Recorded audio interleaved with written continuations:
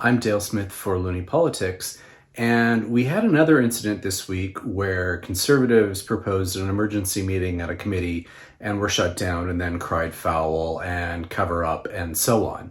In this particular case, it was around the Winnipeg lab documents, and they tried to have an emergency meeting at the House of Commons Access to Information, Privacy, and Ethics Committee to look at these documents at the behest of Conservative MP Michael Chong. Now, this was all a bit of a setup.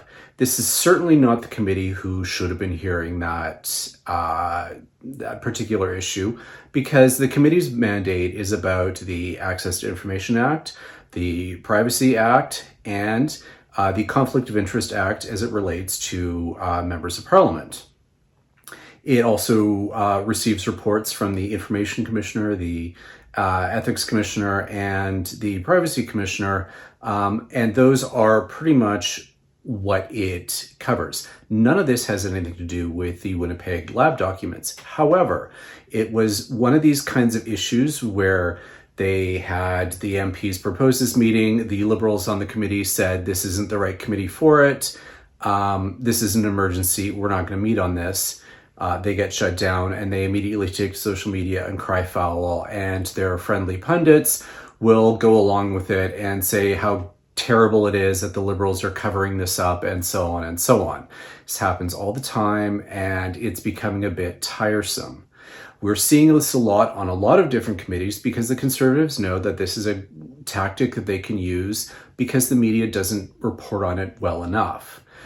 We've seen things like them trying to get the Public Accounts Committee to open an investigation into the Trudeau Foundation. Public Accounts Committee deals with the reports of the Auditor General and the public accounts. That's it. The Trudeau Foundation has nothing to do with any of those, and yet they were trying to weaponize that committee for another personal vendetta. We're seeing a lot of this because the Conservatives know that they can generate clips from it and generate outrage, and that in turn becomes engagement for the party. This is all about their social media strategy, and it doesn't help when there are voices in the media who do not understand these things and go along with it. These are things that we need to pay more attention to because it's allowing bad actors to weaponize Parliament in ways that it shouldn't be. And that's a problem for democracy going forward. We need to pay more attention, call out these actions when they happen, and not let these narratives take hold because they're done entirely in bad faith. For Looney Politics, I'm Dale Smith.